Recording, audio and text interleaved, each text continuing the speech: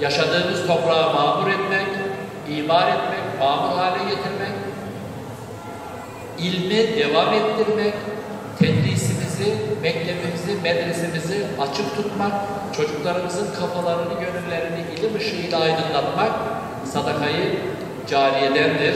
Amel defterimizi çalıştır. Allahu Ekber.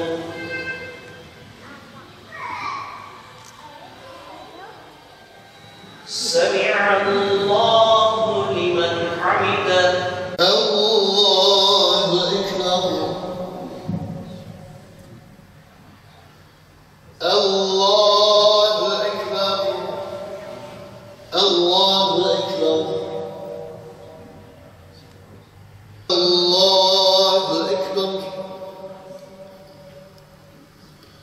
Semi'allahu limen hamide.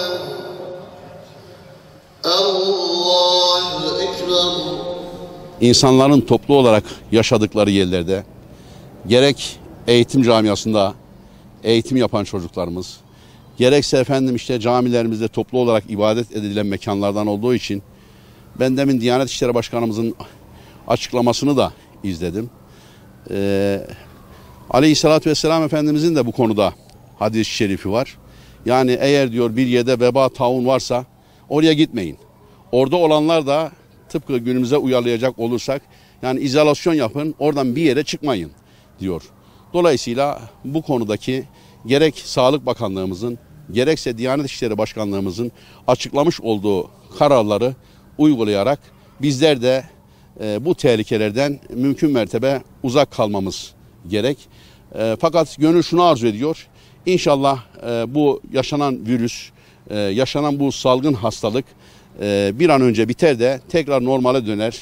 Hem insanlarımız ibadetlerinde, eğitimlerinde, seyahatlerinde her şeyde tekrar eski özgürlüklerine kavuşur diye bir an önce o eski günlerde bekliyoruz. Evet, onu biz internette son dakika haberler olarak gördük.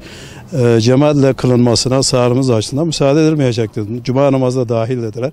Ama bireysel olarak camilerde yine kılınmaya müsaade edilecek, toplu halde müsaade edilmeyecek güzel bir uygulama. Onaylıyoruz. Bizim dinimiz temizlik dinidir. Temizlik imanın yarısıdır. Biz bu temizliğe uyduğumuz sürece inşallah bu virüs belasından kurtulacağız hep birlikte.